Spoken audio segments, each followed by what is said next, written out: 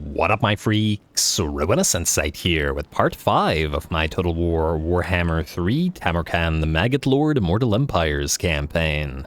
So as we saw last time, after taking out Archaon, we apparently opened up a bit of a power vacuum in the area, which the Ursan Revivalists did do well, and to start doing well in, I suppose. Unfortunately for them, they were the next target for Tamurkhan, and we pretty much destroyed the faction as well. And between the episodes, or rather at the end of last episode, I asked you guys what you thought about vassalizing versus destroying Daniel and his Legion of Chaos, and I think overwhelmingly, while there were a few comments saying to possibly vassalize him, overwhelmingly it was to destroy him instead. Now, I do like the idea of him giving us units of the various other demonic factions, but at the end of the day, we kind of want Nurgle supremacy here, while mixing non-other god units with the army, so there isn't really a need for vassals of demonic variety, so much as there's a need for vassals of, you know, Norscan and Chaos Dwarf and other such varieties. In fact, we'd probably want several Norscan vassals, as we do want access to their stuff. So I think we will be attacking Mr. Daniel instead. And in that light, what we want to do is lure him into the Burning Monolith. So what we will do is we will have Tamurkhan sack the place, maybe from this direction. And then hopefully this guy will occupy it, and then we'll immediately be able to kill him and his army. That's the plan anyway. See if it works out. Sack the place. Tamurkhan will back off this way, a little bit closer to Danny boy. And oh, you can't go into encamp stance. Well, there goes that plan, but oh well. Not a big deal. You can... I guess the question is, how close can we get to Daniel? Will he attack this? Oh, wait, can he reach this? We actually don't know whether he can reach it. All right, move over here a little bit closer to Daniel, and we'll see how he reacts to all that. There we go. Plague Doctor, Tamurkhan, chance of plague spreading? Yeah, sure. Not a big deal for now. Ooh, but this is very much a big deal. Chaos Invasion of Spoilers gives us 2,000 rather infections and 15,000 total favor, which we are most definitely going to put to good use. Now, Slug Blister and Barbaros. I want you two to move all the way out here and capture the Burning Monolith while Tamurkhan moves to the Howling Citadel next turn, assuming that this all works out. You guys go here, and you guys go here. Ezar, Mr. Doombolt, we're gonna pop you into Slug Blister's army temporarily. The thing is, I think we can make a pretty nice army with combined arms between Chaos Dwarfs and our Nurglite forces. This gives us an upgrade to range and ammunition, which will include Soul Grinders, as well as any other range units that we have. And I think that will work out quite well. We could also combine this with some Hell Cannons if we get to the... what's this guy's name? If we get Kargan the Crazed, which would allow us to get 2 Hell Cannons, unless I'm mistaken, into his army. Although, of course, the Dragon Ogre Shaggoths and Aspiring Champions would make for some melee units in that particular army as well. So I guess we have to figure out whether we want Soul Grinders and Nurglite range versus regular Chaos Warrior range. There's potential for both, I suppose, or we could just, you know, forego the Plague Bearers, put them into Epidemius's army with all the other Plague Bearer stuff, and essentially just use Soul Grinders to add to the range effects of that particular army. There's a lot of fun stuff we can do with the chieftains, so I'm very excited for it. Anyway, you go into Slug Blister's army for now, increases mobility slightly, and hopefully we'll be able to reach the monolith, the Burning Monolith, next turn. Now, with the infections that we've acquired, we should probably spend a little bit of that. The Challenge Stone is the next upgrade to the Diseased Grove, and we'll probably want to put in the money to get that going, though we do have to be careful about Grimgor taking it over. So, let's go to the Infections place, the Plagues place, and get the Construction Cost Reduction Plague going. Plague effects like... doesn't really matter. That... we will bump up the duration. We could bump up the spread as well. That's going to cost us 500. So more than twice as much as a regular plague. Or we could just leave the spread without spending too much more on it. Okay, so this cost us 350, but it is already twice the duration of the regular plague, and we won't be able to reuse the effect for 3 turns. This is literally twice as much with 35 spread. You know what, let's just max out the plague. I hope I'm not wrong about this, but I'm hoping that this will work out. So, we will do that. We'll ignore the immunity thing. Only applies to non-Nurgle targets, yeah. And we will... You must select a target. Yeah, working on it. We will target you with the challenge stone and infect you directly. Like so. Alright, then, while we have that... Okay, you plague tree, go away.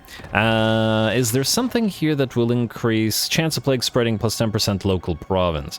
That, I think, is what we want to switch to. Yeah, it'll reduce our growth here for a little bit, but, well, this plague is construction cost reduction. I do think it'll be very valuable. So, infection complete. We will upgrade you for cheaper than it was before. Like so, and hope to plaguinate everything else. Saber Mountain, you're fairly far away and your cost is... Well, you could use some of that cost reduction, admittedly. You know what, we do have a lot of money now, so let's take a quick look at some things that we may want to upgrade. I'm still not 100% sure whether we want to trade Carrick Doom and stuff from these guys. I don't think that they'll give them up for cheap. Yeah, minus 44. Unlikely that they give them up for cheap unless we find some territory down here that we could trade them. For example, I'm sure the Silver Pinnacle will be worth quite a lot, and we will eventually travel through their territory. Yeah, so there's certainly that. 2.5k, still quite expensive here. On the other hand, this thing brings in quite a bit of money, the Tusks, so I think this one will be worth the upgrade right now. Assuming that we keep the place. A Writhing Fortress is at 4.5k, though the infection is likely to move up here, but it will probably take some time. If we upgrade the Nurgle Thicket and then we get the infection going all the way over here, we might be able to get the Gallows Tree up and running fairly quickly as well. You know what, I think we'll do this. Invest in that thing. We will ignore the Malevolent Mycelium. And here, I think the only things that we really want would be the money-making upgrade, so I think we can ignore most of this. And the Unclean Copse at the Writhing Fortress, how far are you? Where is the Writhing Fortress? Oh, it's all the way out here. Yeah, it really depends on how well the plague spreads. I just don't think it's going to spread all the way out here. Let's upgrade the Unclean Copse. There we go. I think that's good enough. I don't want to spend any more money. Then we take a new tech. We are... Well, with the infections now, we could get a... we could get the Contagious Horde up and running, and the Casualty or Punishment rate plus 5 is a pretty good investment. I think we'll do that. Anything here that will increase our plagues, though? Foster Cult's Commandment, additional 5 infections per turn. Grants line of sight with the plagues. Total favor plus 150 when plague is spread to owned regions or forces. Now that we have enough infections, this might be something that we may want to do. Don't care so much about the Nurgle summoning, but, you know, it'll be useful as well. Alright, let's do that. Contagious Horde for now, and at least it'll only take a turn to do it. That, I believe, is that, so unless there's diplomacy that we really need, Legion of Chaos wants to be friends, so does Wintertooth. Though Wintertooth is one of the factions we'll either want to vassalize or be in a military alliance with. Goramadni tribe... we may destroy them, I'm not 100% sure, but their territories would probably also make for a good trade to the Chaos Dwarfs, especially if the two aren't fighting each other. At the same time, I once again don't want to get bogged down fighting Norskans and other Chaos forces for too long, otherwise it'll be too similar to the Archaon campaign. We want to head down through Dwarfen, Kislevite, and Imperial territories ASAP, rather than once again getting bogged down. So, anyway, I believe that's all for this turn. We're good to go, so let's end the turn, let's see what Daniel does, and then we'll destroy him. Good. Alright, while the turn is ending, yes, right beside us, perfect. While the turn is ending, it looks like we did manage to reach the engagement threshold this time around, so of course we'll be doing an hour-long episode thusly. And this is also the 5th episode, and thus, this is the first time that we lower the engagement threshold. So, the next time, 350 likes and 50 comments, and the next episode will be an hour long as well. The next engagement threshold lowering will be at episode 13. Technology researched, casualty replenishment rate swell. Capture and occupy the burning monolith, working on it. Settlement receives plague, blizzard peak, good. Enter a military alliance with any faction, maybe. Alright, now you two. You cannot reach the burning monolith, okay, so here's how we do this. Attack Daniel, declare war. Yes. Sorry, Danny boy. But the votes have spoken. Alright, you should be able to reach him here. You guys can also move in to leech the XP from his destruction. Frankly, I don't really care about Daniel's defeat trait.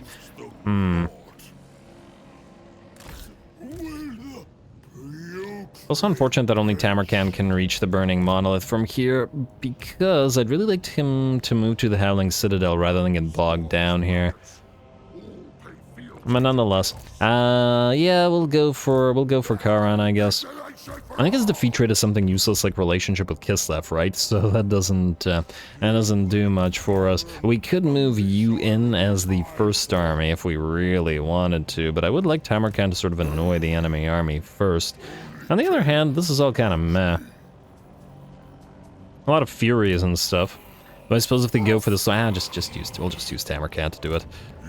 I think. Because I don't remember what the other aspect of this defeat trait is, if it's something actually genuinely useful other than the Kislevite stuff. Also, before we jump on in, I just want to see, so the challenge stone, you've spread to Blizzard Peak.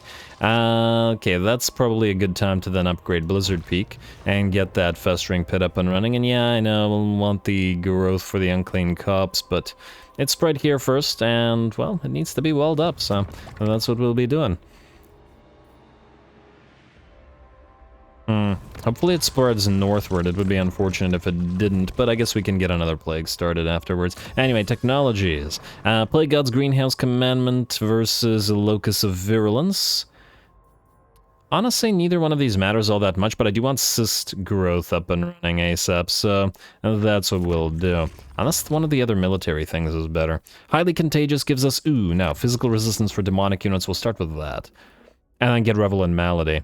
Don't care as much about growing buboes right now, but we'll get that eventually. Alright, Tamurkhan. Let's level you up. You have levels, after all. Now, we can start putting in some work in getting buffs for your melee troops, but I still want Pestilent Decay, so I think we'll start with the Blade Shield, move into Scarred Vet rather than Woundmaker, because you hit hard enough, but the more ridiculous your HP pool is, the more impossible it is to ever bring you down. Next up, you guys have probably leveled similarly. You have the chance of Plague Spreading, which is kind of useful to us right now.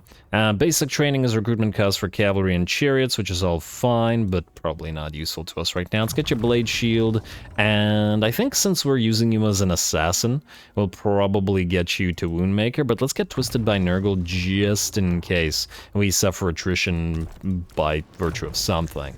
Though I'm not entirely sure what that would be as yet. Pit of Shades is most definitely super useful, so we're definitely going to go for Pit of Shades.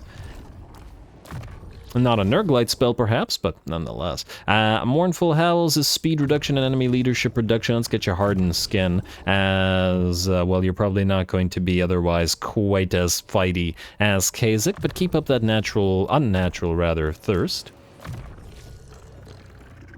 to be a little bit tankier. Now, what do we have here? Weapon Strength, Aura of Pestilence versus Leadership and Pestilent Decay. Oh man, those are some really interesting options, and I'm still not sure. What we do want is Arcane Conduit, and we want to max out Scouting as well, because additional item drop chance is always nice. We'll have to skip Arcane Conduit, I guess, but let's get your Blight Boil.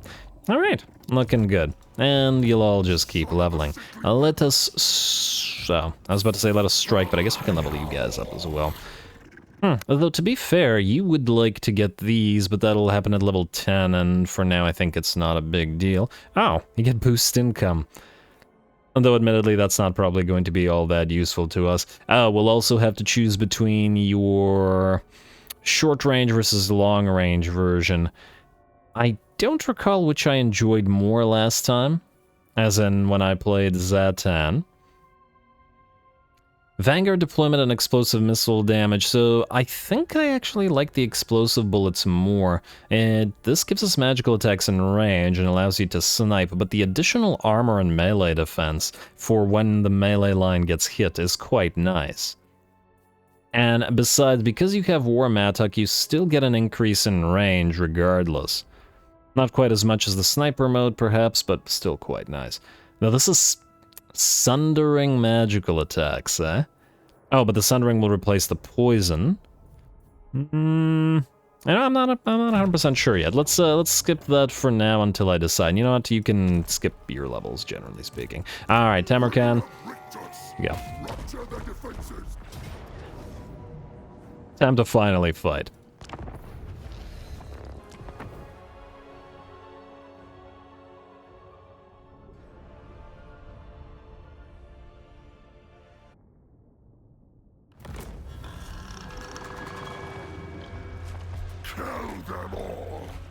Let a million maggots bloom!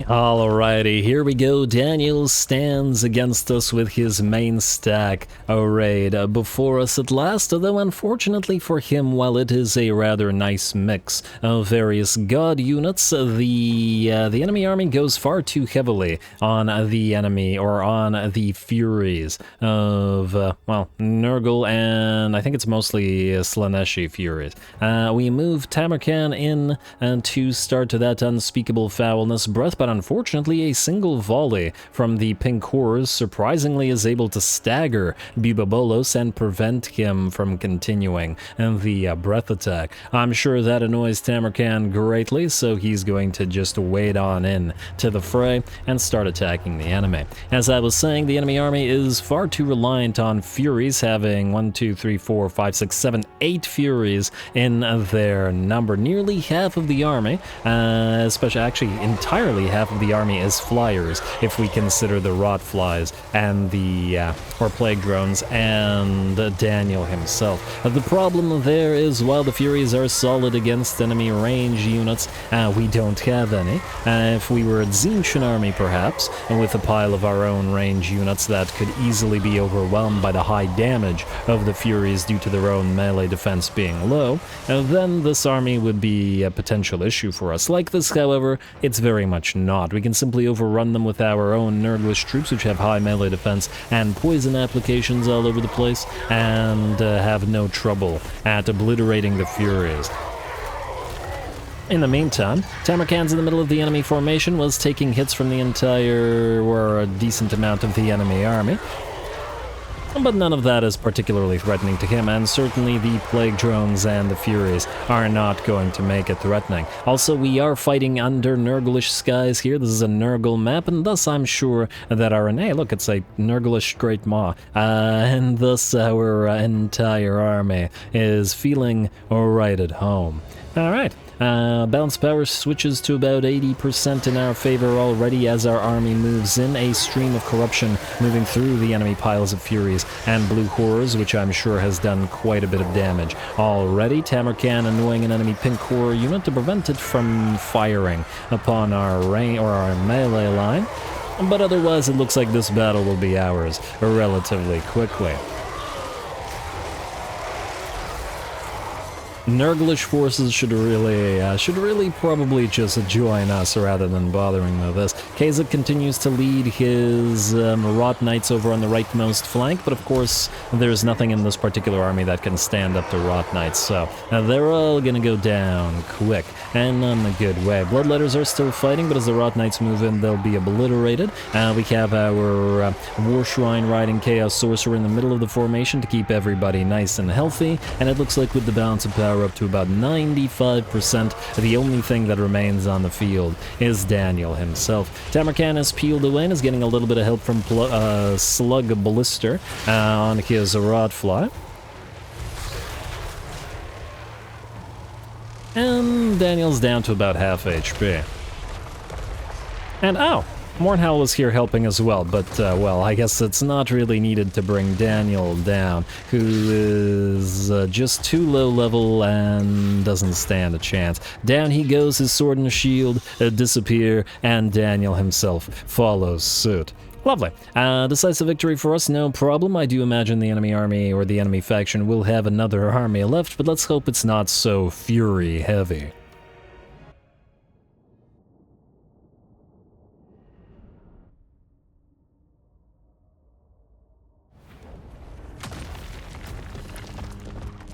Alright, very nice, and ooh, plenty of money for our trouble there. A decent bit of XP that should level us up to level 24 and nearly to 25 as well, and even more money. Well, that's good, because we're spending our money way too quickly right now. Now, you would be able to take the Burning Monolith if we wanted you to do so. Kazak the Befouled gets Contagion committed with Campaign Movement Range increase. Beautiful.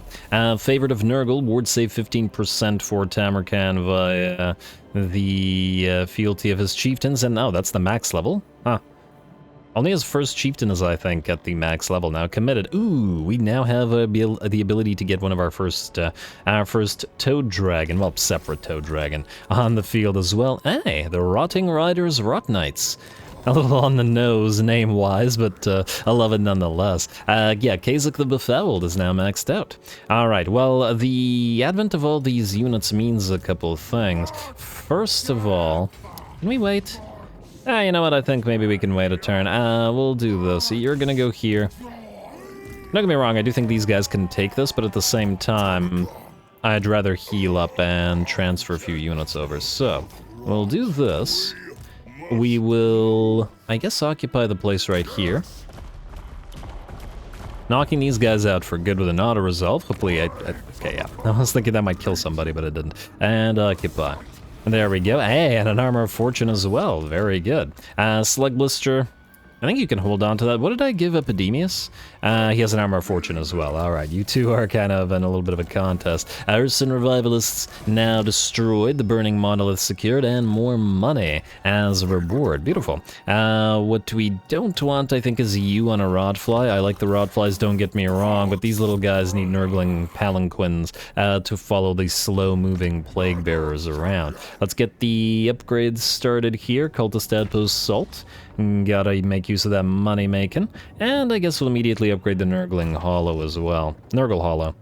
But it's probably a Nurgling Hollow as well, let's face it. The rest of you guys can sort of stick around, though I would like Slug Blister specifically to move here. And to take the Barons of the Pox and the Plague Toads as well from Tamurkhan. We'll make a very Beastman-heavy, Pestigore-heavy army with our, well, Beastman Chieftain when we get him up and running, hopefully soon.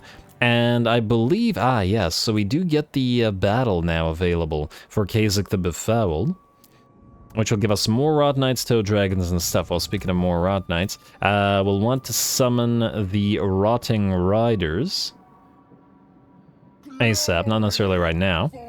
Probably right before we hit the Howling Citadel. I was about to say the Fouling Citadel, but you know what? I might rename that because that feels more appropriate to Nurgle, doesn't it? Anyway, Epidemius, you're gonna have to defend the Forest of Decay, so sit right there, buddy. Just in case these guys have more armies here. We don't know where their other army is, but we do know that they have one because the Balance of Power is not... and they're not willing to be our vassal anyway. Their Balance of Power is not completely deleted as yet. Alright, rest of that looks good, assuming that we have no other upgrades to build, or... We do not. I was hoping for a money-making upgrade, but that's just fine. Really getting nervous about Grimgor, though. We gotta get Gulator on the field, but we need Forsaken firstly.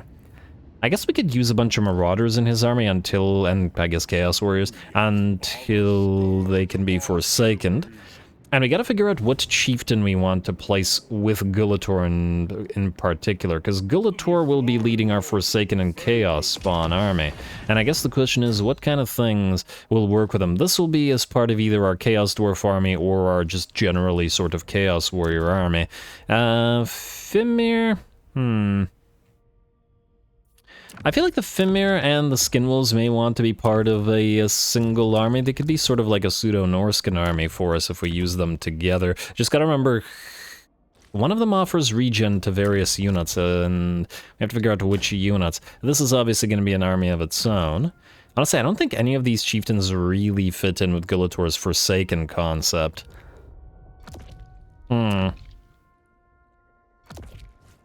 I'll have to take another look at what exact units they buff to figure that out. But for now, I believe we're good to go. Tamurkhan needs more levels. But Pestilent Decay was the thing we wanted. And otherwise, you know what, let's get him Bloated Carcass. The missile resistance is probably going to come in handy, as he is going to get focused down by, well, everything. Now, it's finally going to be time to get get his army leveled up. I do want to take a look at what's in his blue line, though. Since he's not a caster lord, we should actually be able to get to Renowned and Feared eventually. I do like the casualty or punishment rate out of this, but the lightning strike will probably eventually be more valuable to us.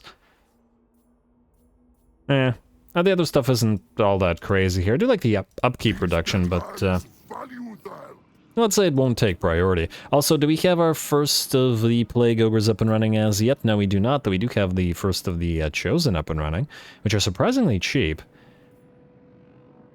And Tamurkhan will probably want some Chosen among the Plague Ogres, slow though they may be, the Chosen that is. But, yeah. I think that's relatively okay. I'm very tempted to get you. Yeah, well, let's get one of the Chosen units. At the end of the day, we can always pop them into other armies as needed when needed. Like so.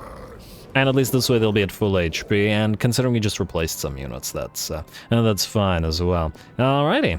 That looks pretty good. Just let's double check 1 second. So, not the casualty or punishment trait, so this is just general buffs for Plague Ogres and Toad Dragons. Upkeep reduction for all units, that's great. And it's immunity to psychology and melee attack for non-demonic units. So he's free to use things like, well, not Rot Knights, because we don't need them. Or not regular Chaos Knights, because we have Rot Knights, rather. But Chosen are here. So we should probably use them. In combination with probably a few Great Axe Chosen. But anyway, the rest of this can be skipped. To the Chieftains tree can be ignored until we get the rest of the Chieftains up and running. Skip, skip, skip. And we'll have to keep an eye out on the plagues to get another Construction Plague up and running in a couple turns. Just gotta watch out for where this spreads. Please don't just spread down this way. That'll be... that'll be unfortunate. And the turn. Alright, how we doing here? Oh, you want peace, go figure. But you don't want peace to the point that you're willing to be our vassal as yet, which is your major issue, Mr. Daniel. Until you're ready to be our vassal, we will keep destroying you and taking your stuff, and frankly, we'll put his territory to much better use. I'm willing to make a few, or fight other Chaos factions for a little while, after all. Settlement receives Plague, Ice Spewer. Alright, so it does seem to be going down this way. But it still hasn't moved upwards towards Dragon Death and Floating Mountain, which is where we wanted it to go. Game, why you do this? But at least Ice Spewer can be upgraded next. Though I am getting nervous about upgrading these territories. Grimgor's right there. And he's killing off our poor little Chaos Dwarf friends. Gormadni Tribe, Wintertooth, you are both looking friendly. Wintertooth is nearly ready for a defensive alliance, which is certainly a possibility. Unlike Archaon, wherein it's world conquest and everyone must be a vassal or everyone must be destroyed, I think Tamurkhan would be willing to go for defensive alliances. Just from a loreful perspective, he's a lot... Well, I was about to say more chill, but not so much chill. But he's certainly willing to... he's certainly willing to ally and stuff. Alright, there's the other army. And it's very Nurglite, interestingly enough. Go figure. Alrighty, you guys keep traveling with Tamurkhan, though, at least for now. They will have to separate you soon. Frankly, we're probably going to separate these guys and send them to Epidemius. but it'll be a little bit before we link up with him. Though I imagine once the Howling Citadel is taken, these guys will be done for. Might even be able to send Epidemius to start taking a few territories. I suppose if we give him some plague bears. You know what, Epidemius, just very carefully move here. And I see no other enemies. We should be able to overrun at least some of these forces. Just gotta watch out for Malice doing annoying things. We'll get you some plague bears. We have no exalted ones available, and I think one of the issues also here is the fact that we don't know how many spaces you will have left. Alright, so hold off on that for now. Anyway, let's do building. Saber Mountain. I would love to upgrade you, but wait. Did I not upgrade Ice Spear? Oh, I did not. I did not because I was nervous about Grimgor. And I remain nervous about Grimgor, but we're gonna upgrade it anyway and just hope I won't have lost out on that investment. You can be okay. I do like the additional infections per turn, and we will grow all these buildings everywhere. It's just, once again, the issue of needing to prioritize money and upgrades like Stormwreck Mount. You will probably not get the Plague, and it's only a level 1, or tier 2, whatever. So we'll start on you. And I believe we're good to go once again, so let's skip, and the turn, head to the Howling Citadel. And do our thing. Oh, you're gonna run, you little. Okay, they might actually want to then go after Epidemius. Which, not surprising, because they have no chance of defeating Tamurkhan, but I was hoping for a big ol' epic siege. Alright, how we doing out here? Campaign movement range for Barbaros, cool. Nagaron sacrifice to Mathland, though that hardly matters to us. You can strike at this then, sir. And we'll reinforce with Tamurkhan. Ah, there's the army. Close victory. Oh wow, you'd win it by yourself without Tamurkhan's intervention. That's kind of hilarious. Wasn't expecting that. Tamurkhan, you can start on the chase. Ooh. I see an issue here, though. Wait, go here. And the issue I see is this. You might try to loop around and go for the Tower of Torment, which can't defend itself. Which would be irritating. I might have to march stance Barbaros cool down there to potentially summon some units and defend it as needed. How are we doing out here? I don't see an army here. Epidemius could certainly take Volcano's Heart if needed. And it may be needed. In the meantime, though, Slug Blister Strike. Auto-resolve now. Wait. Don't trust the auto-resolve, people. Never trust the auto-resolve. And get by the plagues. Nice. Charmed Shield, Rot Beast for Uzul. No thank you, Uzul. I think there was a name suggested, or a rename suggested for him.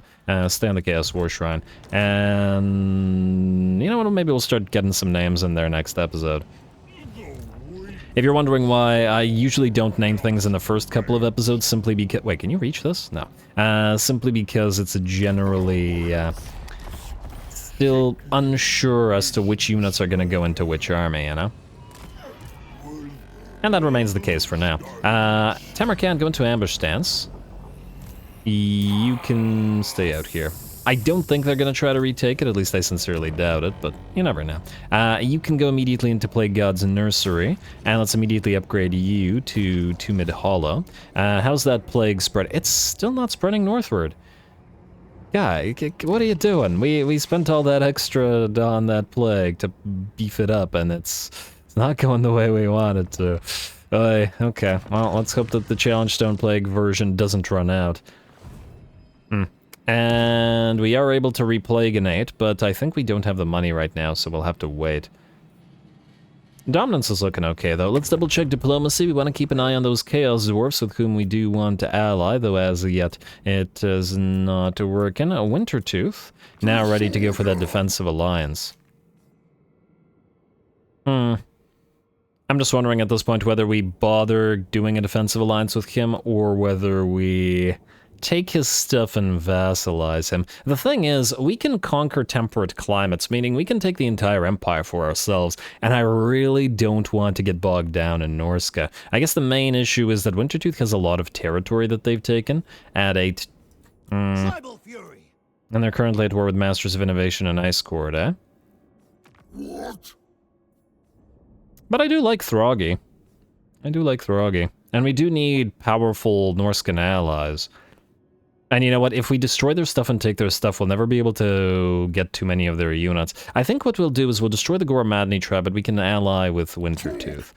At the end of the day, if I dislike what's going on, we can always betray them later. Defensive Alliance.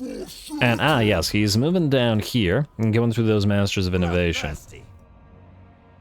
That's just fine. Fair enough. I mean, he wants to get the lair of the Troll King, though we did want those gemstones for ourselves, even if they seem a little bit more Tzeentchian. And we've uncovered some more Norscans up here as well.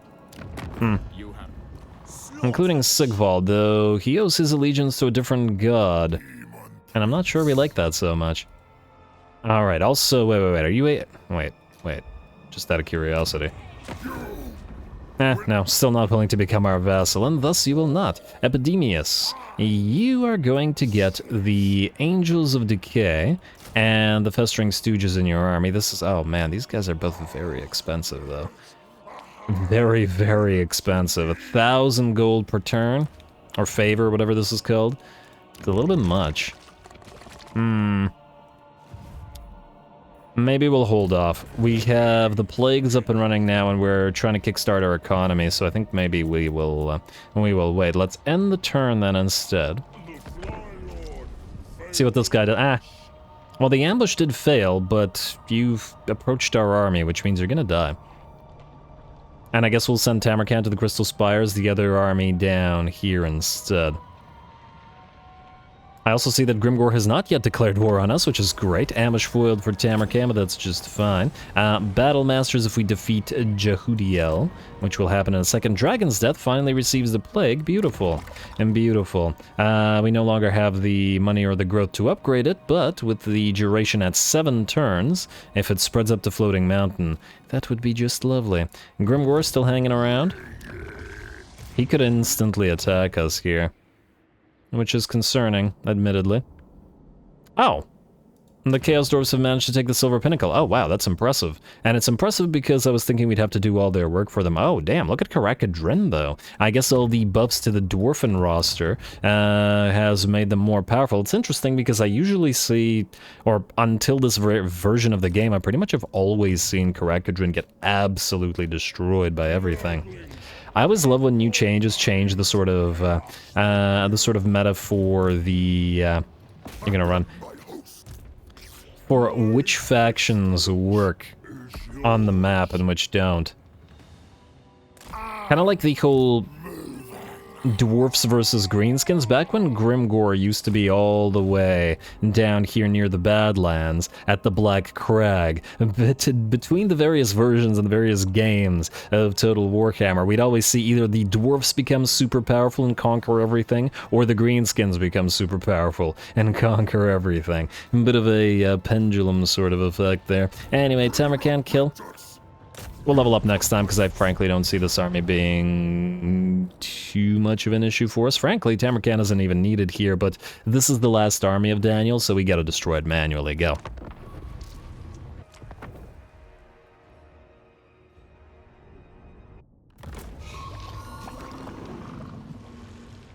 Remember, a festering wound is as valuable to father as a fresh corpse. Alright, here we go again, once more the Nurglish landscape. The landscape itself stands with Tamurkhan, and Nurgle's chosen in general. Tamurkhan's gonna move forward by himself. Of course, he's a strong enough lord to essentially act on his own, generally speaking, and that unspeakable foulness will not be staggered at this battle like it was against Daniel's. As I was saying, we did somewhat get our wish here, as this army does not have nearly as many Furies in it, and thus we'll be able to probably get a little bit more of a challenge here than against Daniel's army. Though not so much for Tamurkhan surrounded by the Pestigors. I guess the one unfortunate aspect of this is that a lot of the enemy army is made up of Nurglish troops, and thus there's going to be a little bit of a like-on-like, and it's going to be difficult to tell our troops apart from the enemies. Though I suppose wheresoever Bubabolos rampages, that's where the enemy is.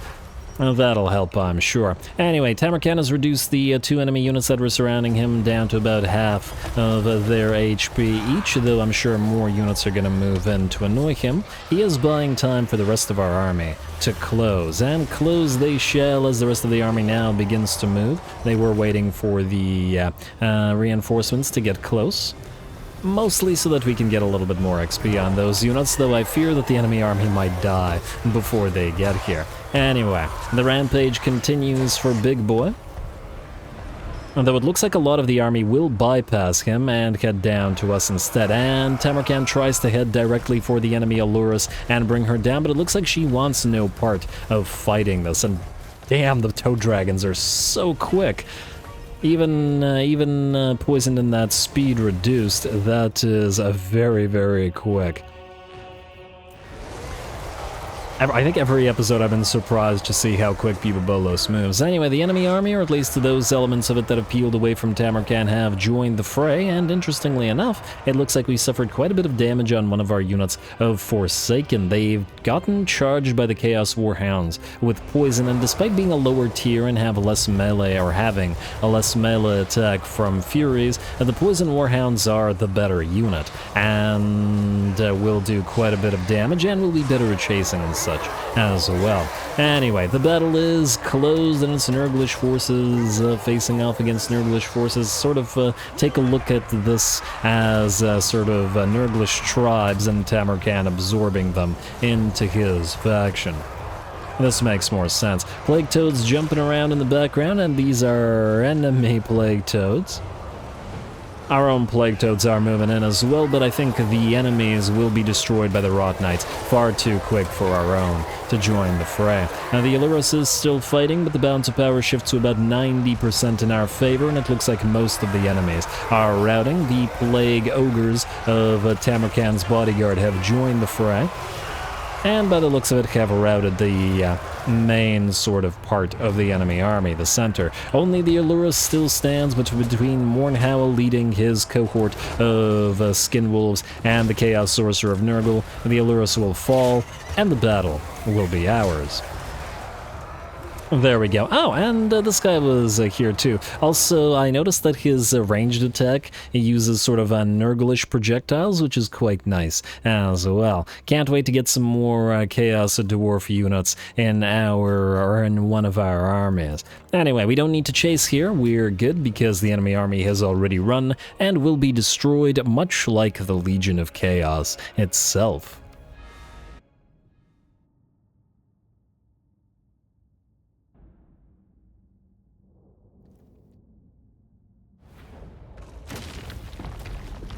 Alright, very nice, and once again, these guys do keep feeding us plenty of favor, which I can't say no to. One interesting bit of that battle was the Pestilent Hounds, or the Chaos Warhounds with poison, Hounds of Decay, Hounds of Pestilence, whatever. They did damage to one of our units of Forsaken, quite a lot of damage as well, which is pretty interesting. You'd think that the latter would be able to outfight the Chaos Warhounds, but you can't underestimate those Poison Hounds. They have always been a very solid unit. Offers tribute for the cash. And I guess Tamurkhan will go directly towards the Crystal Spires while we send the other little army down to the Port of Secrets. You can stay here at the Howling Citadel. Barbaros cool. You're going to keep following Tamurkhan around, at least until you're able to evolve into a Demon Prince. And hey, we got another Nurglish merchant. Ain't that swell? Got more money for our trouble. Do you have a Nurglish whatever mutant? Everybody needs one of these, don't they? Alright, who doesn't have a Nurglish mutant? Or who can carry Nurglish mutants that doesn't have one?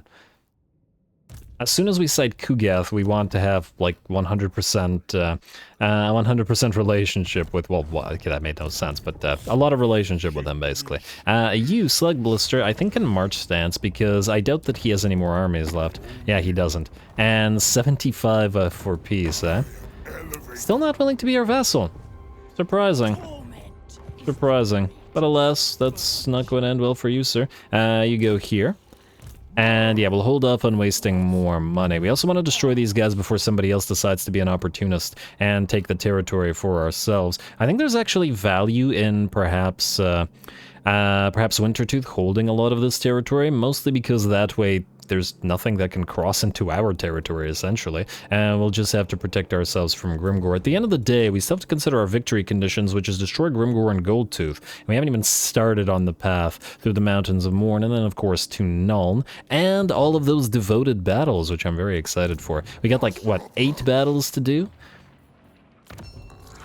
The Black Cleaver battle, and then a final battle for every single one of the chieftains, which is just fantastic. I always love when they add more quests for the, more quest battles for factions. Anyway, the Gallows Tree in Plains of Zinbajin. There's nothing to upgrade here, though the Gallows Tree will be upgradable shortly. Unless we could get the Gallows Tree itself. Maybe we start another plague up there. Like a sort of a different version of this plague. So that they don't overlap. I mean, it might spread up there. What's the likelihood? There will be stuff that needs to be upgraded here as well. The Writhing Fortresses are ready to go, effectively. And we need to build the money building here.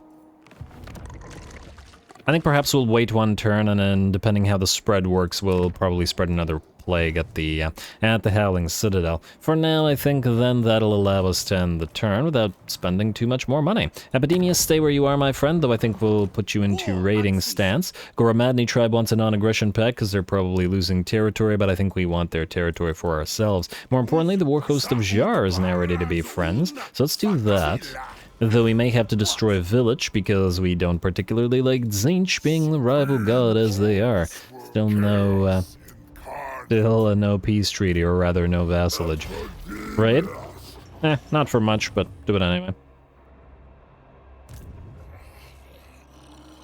I'd like these two to meet up and swap units, but, well, for now. For now, things are expensive, and this army not being in Tamurkhan's territory means that it's costing a lot more, because it's not benefiting from Tamurkhan's cost reductions. Actually, speaking of cost reductions, we want you, Epidemius, to go straight into Blessed by Blood.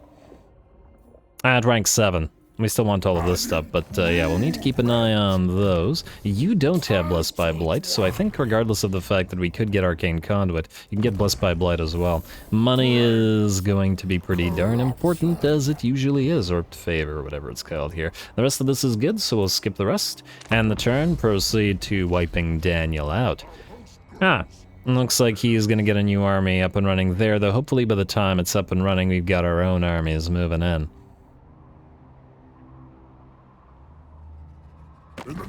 Groggy, what you want, bud? You want us to join war against the Masters of Innovation? I see no need to do this as yet. We probably will eventually.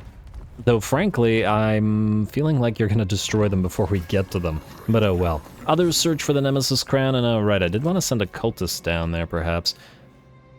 Grimgor, he's coming. We have a strategist cultist, which we could temporarily send down there, and we do have an exalted hero, though I'm not happy with either one of these, and I'm not sure strategists works for heroes. But even if it does, kinda, We'll stack on Grimgor there. Honestly, even with the Festering Pit up and running, the defenses aren't all that great. Also, how's the plague spreading going? Still not at Floating Mountain, eh? This plague spreading will leave something to be desired. We do want to get the replicating mold here, though, because it's, well, money. What else do we want to get here? We got the recruitment cost reduction, and that's fine. We got the growth, we got the public order and infections and control, so I think we'll do that. We also will probably want to build the other military building, which will give us access to knights and rot knights. Right here, now we just gotta really make sure we don't lose the challenge stone, so yeah, gotta start on Grimgor's army. How much movement range is this? Quite a bit. Do you have siege attacker? You don't have siege attacker. Wait, do these guys have actual walls here, though? Yes, they do, meaning you can't actually attack this? Just to double check. No. Damn. Alright. Well, that's a shame. I was hoping to save movement range on Tamurkhan. We could sack the place. But then that'll just...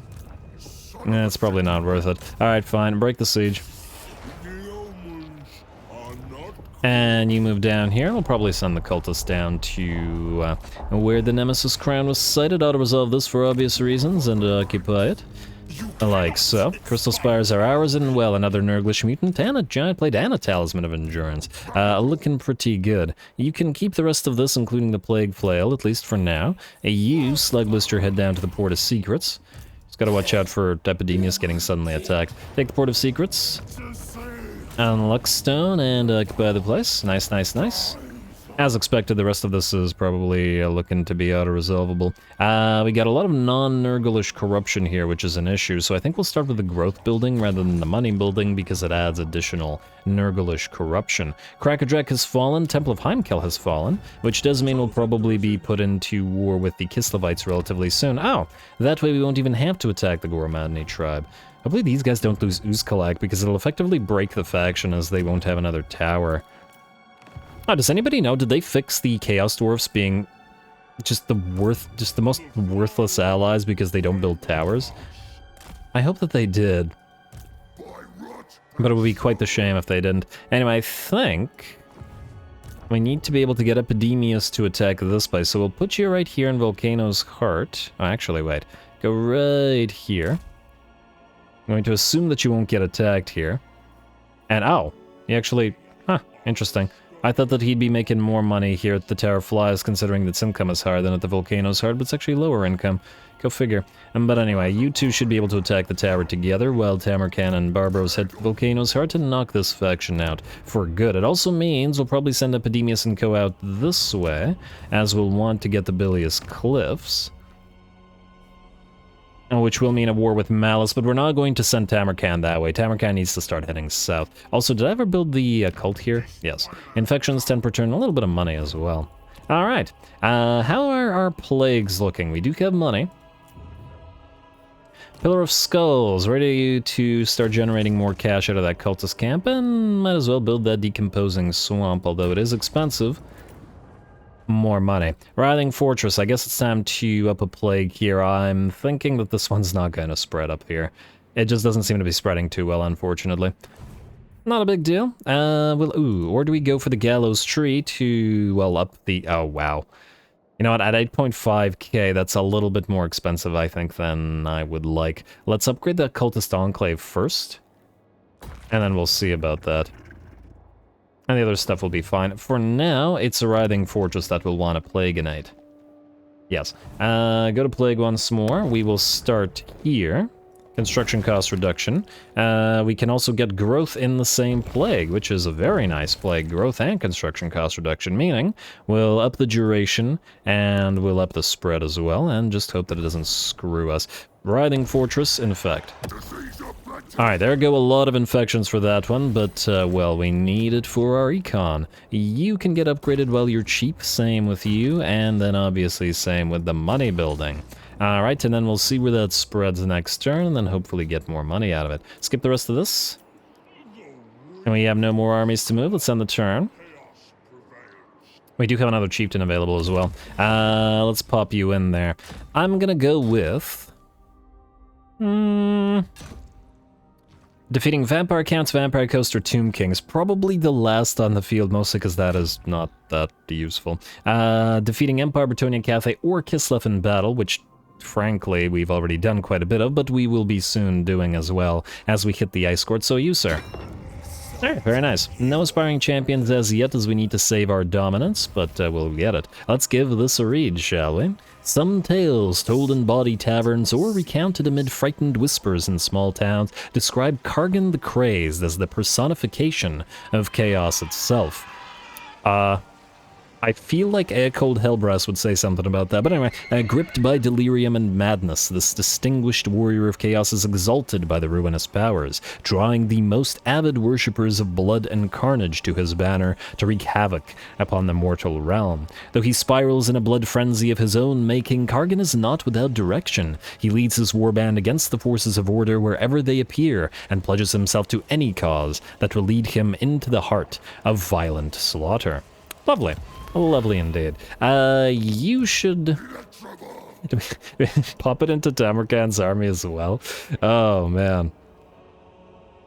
I guess we could temporarily pop him into Tamurkhan's army. Obviously, we're gonna spread these armies out. We just don't have the money at this time. So join up for now, temporarily, and we'll probably get the Rotting Riders in this army as well. Anyway, now we can end the turn. Also, Kargan, just out of curiosity, so you buff various Chaos Warriors, as well as Aspiring Champions and Dragon Ogres Shaggoths, which does tend to mean we should... Ooh, you get Chaos Commander and Chaos Strategist as well, which does tend to mean we should make sort of a standard Chaos army for you. Oh wow, and you get a Chaos Dragon mount. Oh, that'll be fun. All these additional chieftains are making me very excited. Gotta love the additional sort of army variety that they offer. I think there's one big problem with this, though. And the problem is that why would you ever play Kugath or Epidemius? Ever. Why would you ever play them when this guy gets 7 chieftains, all of which add additional units to his army and additional variety? Is there any reason to ever play Kugath and Epidemius again? I'm not sure that there is, but, well, you guys let me know what you think about that. But anyway, let's end the turn, shall we? We gotta knock these guys out for good. Came out of situation mustering. I feel like you're still mustering. Why are you lying, game? Don't appreciate the lies. If these guys could take Volcano's Heart for us, we might be able to send Tamurkhan southward. Lamian Sisterhood destroyed. Well done to the Chaos Dwarfs. And, oh, I don't like that. Most likely he's going to the Granite Spikes. Hopefully the Volary can defend itself. I mean, if he attacks Wizard Peak, he attacks Wizard Peak. There's not much we can do about it. Even if we spent all our money. He has a plague on him too, funnily enough. Well, hopefully he'll help spread the plague, I guess. Construction cost reduction for Tamurkhan. There's that highly infectious physical resistance. For our demonic friends, the Challenge Stone has received plague. I guess that's re-upping the plague as well, so that's a good thing. Slug Blister. Oh, I didn't think that you'd be able to head here, but I guess you're gonna lead the charge. Ooh, actually, would you lead the charge, or would we prefer Epidemius to do it? Let's say Epidemius do it. I'll resolve that. Nice, nice, nice. And a Scarecrow banner, which, frankly, we don't much care for. Yeah, we'd have to repair it anyway. And this way we take it to tier 2, which means we get to keep the money building. More money. It's looking good money-wise. Then, you're gonna swap this into Epidemius's army. Keep the Plague Toads for yourself, however. And take his Nurglings. That sounds so mean. Just take his Nurglings. It's like, take away his children. I feel bad now.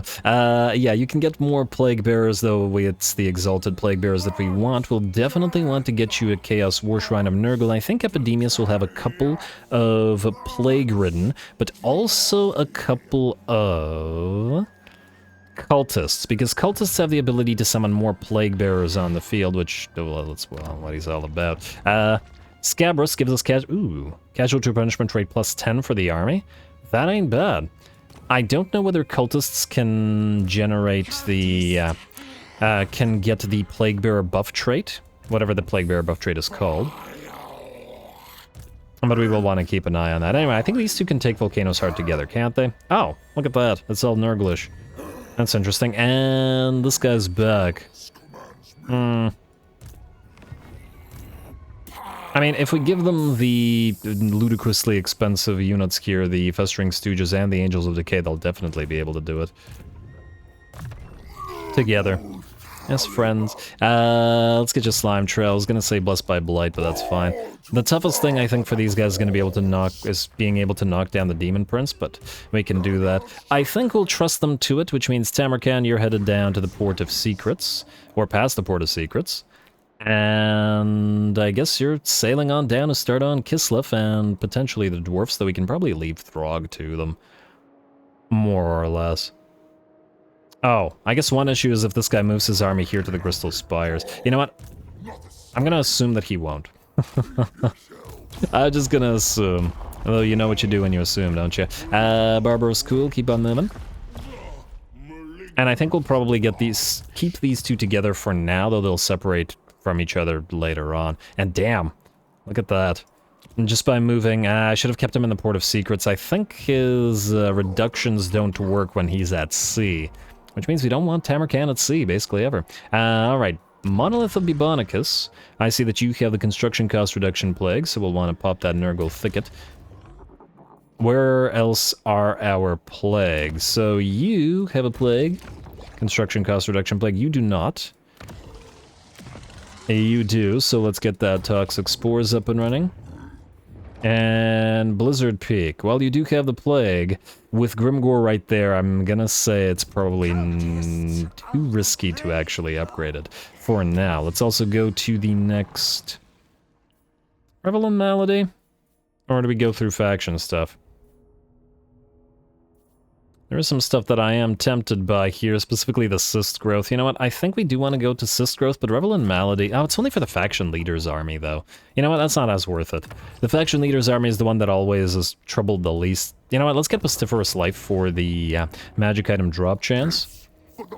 More magic items is good. Otherwise, I believe we're ready to go. Skip, skip, skip, skip, skip. Diplomacy, double check it.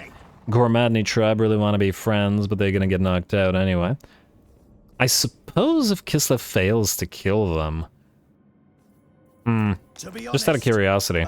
They'd be willing to give us 3,000 gold just for 4 Dwarslav. I guess we could betray them later and destroy them for this. Yeah, fine. Do this. I mean, it's a lot of free cash that we might not otherwise get, and... they'd be willing to be our vassals. Although I think 4 Dwarslav is more worth to us to potentially trade to the Chaos Dwarfs for Carrick Doom if we can get it, so I think we're going to not do that. And the rest of that is fine. Alright, that looks good to me. Let's end the turn, and I'd like these guys to actually get a fight going, so let's end and hope that they don't run. Yeah, he wants peace. Let me guess, he wants to be... he still refuses to vassalize. Alright, so this guy just refused to vassalize anyway, which kind of made the decision for us, I guess. And he did stay there. Alright, one more fight to this episode, folks, and I'm hoping it'll be a good one, as these guys will stand. And then they will fall. Hey, Armor of Destiny as well. Develop a cyclical building through its life cycle. Ooh, that might mean some interesting stuff. Purveyor of Mortality. I'm gonna give this a read. If Nurgle is to gain supremacy across the realm, his most important heralds must work tirelessly to perpetuate the cycle of life and death. Leading by example, Epidemius brooks no idleness or distraction from such serious matters, endlessly taking his plagued cavalcade to wherever wars can be waged and victims can be made, all the while irritably scratching his quill to keep his records up to date. That is a very long sentence. Oh, Gormadny tribe destroyed. That worked out perfectly. We got the money, and we don't have to worry about betraying them. And soon we'll take that for ourselves as Epidemius, as Tamurkhan himself is moving southward. I see a shipwreck on the way as well, which we should take advantage of. Go, go, go. And I guess if we're moving down this way, we could probably hit Grimgore after we've set up some territory here. Alright. I'm really enjoying this campaign. Alright, so before we do that and enjoy it further, someone receives Plague the Bleeding Spire, that's fine, and we'll take a look at all those plagues later. Something in the water I believe we've read already, but the Nurglish Corruption will come in handy. You, sir, Epidemius. Wait, what armor does Tamurkhan have? Does he have his own armor? I can't remember. I can't remember whether to give him the Armor of Destiny or not. No, he has the Armor of Fortune. Armor of Destiny to you, sir. And Spore Sensor is nice, but we're going to give that to Norvegicust the Censor Bearer, one of our other legendary characters in this. Yeah, we'll hold off on that. Do we have a potion of healing available as yet? No. Though I think we do now have a few items that we can sort of turn into hopefully non-garbage items. Luckstone, Gambler's Armor is actually fine. Earthing Rods I don't care for, however. Obsidian Lodestone? On some mages, maybe, but the thing is, most of our mages will be on war shrines, which means it's better to give them stuff that makes them tankier. Biting Blade and Gold Sigil Sword. Delete you. Oh, actually, the Gold Sigil Sword is better than the Sword of Swift Slang, so let's delete you two instead. Another Armor of Silvered Steel. Alright, for those with low armor, perhaps. Talisman of Protection is fine, though the Luckstone can be deleted together with... Do we have a Dragon's Gem or whatever it was? Doesn't look like it. Alright, take out the Opal Amulet. It's not horrible, but... I think we can do better. Sword of Anti-Heroes is great because it gives magical attacks. We have nothing else to transform via the Scroll of Shielding. And I want to keep the talismans. Alright, well, the rest of that I think then is fine. Go through all that. Then, though it will cost us, I do want Epidemius' army to start sort of working, so let's get the Festering Stooges and the Angels of Decay in here. There we go. He's gonna have a lot of regiments of renown, but it'll be a very nice all plague bearers all the time army, though costly. Out of curiosity, do we have any more exalted plague bearers available to us? No. We do have the Chaos War Shrine. Which we do. Oh, we do actually have one. Alright, we'll spend the money. Oh, this is gonna be horrifically expensive. I might delete a lot of other units because of doing this, but nonetheless, I do find it to be the thing to do. Huh, I could actually get... Do we need 2 war shrines? Probably. They're not demonic units, but we do want them everywhere, don't we? We're gonna be negative after this. Eh. We are not yet. It's fine. We will deal. Let's get Blessed by Blight. And let's also buff up your ancillaries and items. Get yourself a Nurglish Mutant. And I guess a Nurglish Familiar, though that one will probably get deleted. Magic items, we're missing a hand weapon and an enchanted item. I guess we'll get you the Giant Blade, though frankly I don't particularly care for the item, and we'll probably get you your own quest sword once you have your quest sword. Huh. He's kind of... Is it me or is Nurgling's flickering, or is that my monitor being weird again?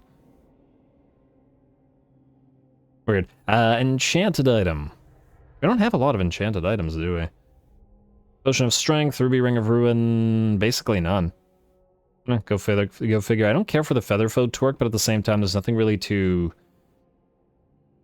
swap it out with. I guess the Ruby Ring of Ruin can be kind of a danger to us. You know what? Featherfoe Torque and Ruby Ring of Ruin into another Trickster Shard, which ain't bad, but it's not useless to you. And, oh. Epidemius, you aren't capable of wielding any of the magics of Nurgle? Well, that's unfortunate. Fortunately, your little buddy here can, but still not great for you. Let's also get Blight Boil and Arcane Conduit, and our plague-ridden little friend. You can have... Well, the Armor of Fortunes are going to go on our lords. You can instead, and so is the Talisman of Endurance. You can have a Talisman of Protection. Have a Gambler's Armor. And I guess you can have a Dawnstone instead. We don't really want to give you the Ogre's Blade. It's not really useful to you. Your armor's fine. I think we'll hold off on the rest of that, though. Alright, looking good. You are now going to... No. You two are now... Epidemius is going to lead. You're going to hit the Volcanic Heart, and Slug Blister will follow. Pyrrhic Victory, I will see about that. We'll definitely want the Scarecrow banner on you guys. Also gotta be careful. Oh, damn, they got the Severed Claw up and running. Well, great for them. Not so great for us. You guys go here as well. And I think, after all, we are going to evolve Slug Blister into a Great Unclean, or Exalted Great Unclean one. Talisman of Endurance for you, sir. And you have the Forbidden Rod already. You don't really need items, but you do need levels. Prestige of Jarna Grun gives us allied recruitment cost minus 15% faction-wide. Fantastic. Bonus versus Arch for Chaos Dwarfs, which we don't have in this army as yet, but we will, but it's the chieftains we need to focus first. This gives us income from post-battle loot and income from raiding. And the munitions train, which is great as well. Get you that extra powder. I'm still most likely going to go for the non-snipey variant, because we could just give you a weapon that gives you magical damage, which would make Hellforge bolts not as useful. Though Sundering attacks are great. Flash Bomb does what? Hex area, ooh, speed reduction versus Cinderblast Shield, which is just damage. Yeah, I'm inclined to say this is better. Inferno Slugs, Warmatic, Blast Protection, Flash Bomb, and In Your Face. Plus these are funnier. Well, at the very least In Your Face is funnier. Inspiring Inferno, Immunity to Psychology for Infernal Guard, Fire Glaives. Yeah, get it. I mean, we don't have them as yet, but we will. You, sir. Blessed by Blight. Alright, everybody needs Blessed by Blight because of that damn... because of the damn costliness. Another point in Blight Boil for you? Alright, lots of leveling, sorry about that guys, but it needed to be done so that we could have a nice fight for ourselves. Close victory, the Demon Prince and the Severed Claw are going to be an issue. And they've got some Exalted Plague Bearers of their own. Go.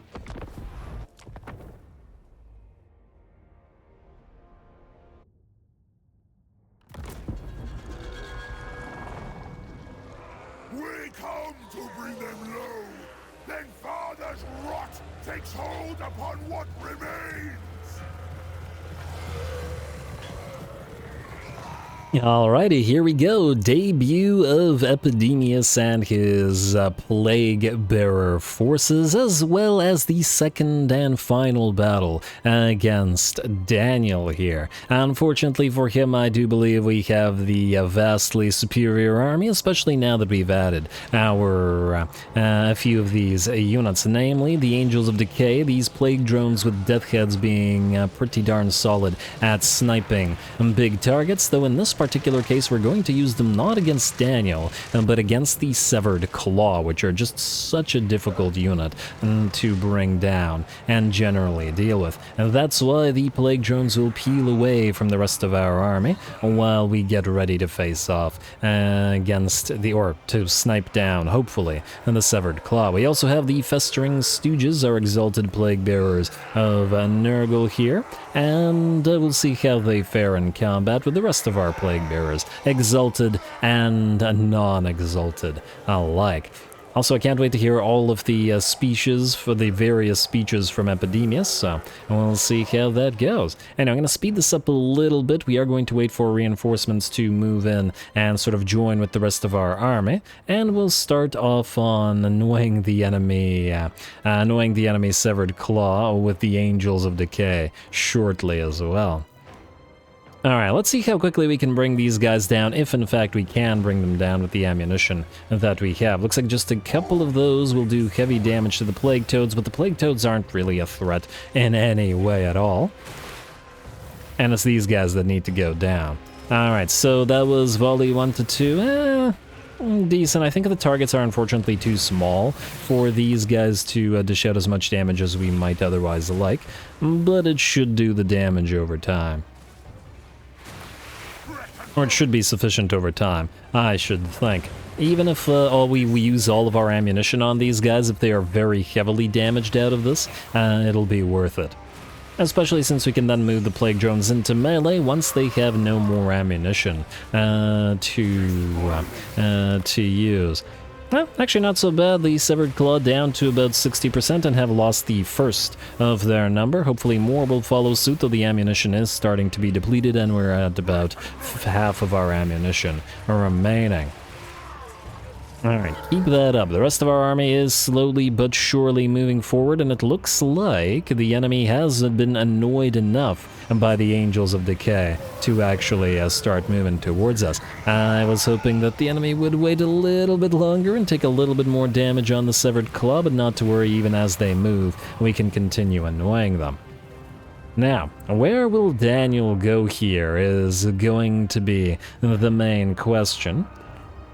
I wouldn't imagine that Epidemius or any of our lords or heroes could fight Daniel one-on-one, but we do have the bigger blob of infantry. Now, in terms of how we've set this up, we've essentially done a sort of Imperial-like formation with holes in our battle lines, just to allow the Exalted Plague Bearers to get some use out of their range weapons. We have also deployed the biggest blobs of units on our flanks, 2 Plague Bearers and a unit of Nurglings here, and 3 Plague Bearers and a unit of Nurglings here, just as the just as the flanks do tend to be the most dangerous place. Anyway, looks like Daniel has moved forward, but we use our flash bomb on him, reducing his speed by 60% to allow us our Doombolt to start dishing out damage to him, but not the only one, as we've got range attacks available to our Plague Bears. Probably not going to be doing nearly as much damage as the Death's Heads are, but should be able to take a little bit of HP off of Daniel this way before heading into the rest of the fight.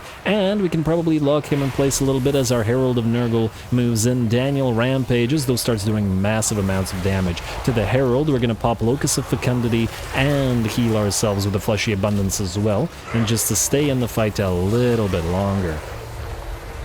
Yeah, that Rotfly won't allow you to fight this for too long. However, Daniel is now down to about 30% of his HP, so that worked out decently. We did manage to basically destroy the Severed Claw with our unit of the Angels of Decay, though they did take damage of their own due to the enemy Exalted Plague Bearers firing at them. Though on the other hand, with only a single of their number being brought down, that's a lot of ammunition that the enemy effectively wasted on those units. A Sword of Corn comes down, but too late as our units were still moving and thus hits nothing. Daniel has joined the fray and only has a quarter of his HP remaining, while the rest of the army starts their fight. We have guests not in the center of this portion of our forces, and then we have Slug Blister and Epidemius working together here.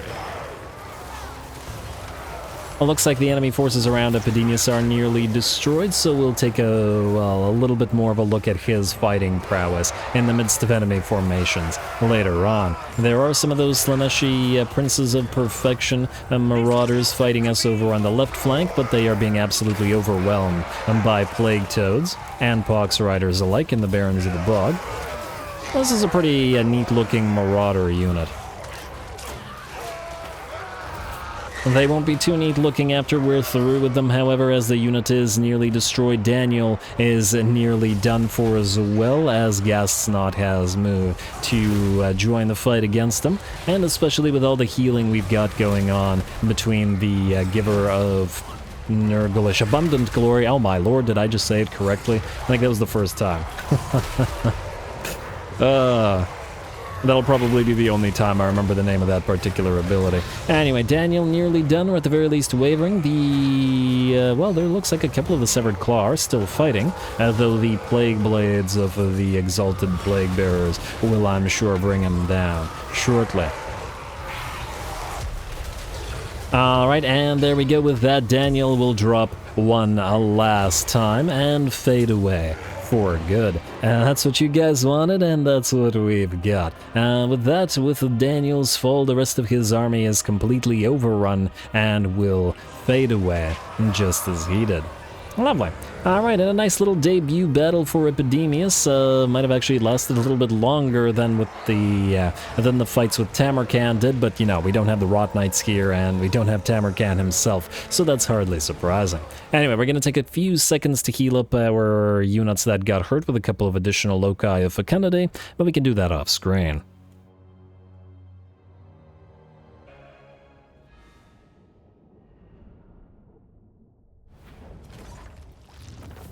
Hey, we got a potion of healing for that. Very, very nice indeed. I was just wanting one for Tamurkhan, and I guess Epidemius will bring it to him. And I guess the next one can go to Epidemius himself. But very nice job, sir. A very nice job indeed. Looks like we did pretty darn well. Relatively minimal losses, a little bit of damage to some units, so I think this was a newly summoned Exalted Plague Bearer, so that one is just fine. We are going to occupy the place, and that will complete the destruction of Danny Boy. Sorry, Legion of Chaos, but, well, once again, the votes were in, and you had to go. Oh, you know what, actually, the minus 50% casualties suffered from all attrition ain't too bad aspect of the trait. Between that and the various other reductions, it looks like Tamurkhan's army is probably going to be relatively immune to missile damage. Anyway, Potion of Healing for user. And with your 14, well, basically 15k HP, Hopefully we got a way to get you even more HP. Between all of that, you should be pretty darn difficult to bring down. Though how difficult, unfortunately, we're going to have to figure out next time, as we're out of time once more, and I'm gonna call the episode here. Looks like every episode sees us destroy the faction, or a faction. What faction will be next time? Speaking of next time, it looks like Grimgor is proceeding to attack our Chaos Dwarfen allies. Hopefully they don't get destroyed, but they do have a bunch of other settlements here. It also looks like Village has broken through the bastion, so I'm glad that we didn't bother going down there. And I'll have to figure out whether we want to align with him or destroy him. And yeah, anyway, next time we'll send Tamurkhan to start dealing with the Ice Court of Kislev and possibly the Masters of Innovation if Throg should fail to destroy them. Epidemius and Select Blister will continue around here, though we'll probably get rid of some of the units in the second army and just send Epidemius to start working on Hag Grief and start moving this way. Although I once again don't want him to get bogged down fighting other Chaos forces for too long. Otherwise, we're going to have to start making a decent amount of money soon because we'll need an army to start dealing with Grimgor, and more likely than not, that'll be Mr. Gulator. Just got to get a few more Forsaken spawning out of this here. We have 1, 2, 3 plus the 2 we have currently in Tamurkhan's forces.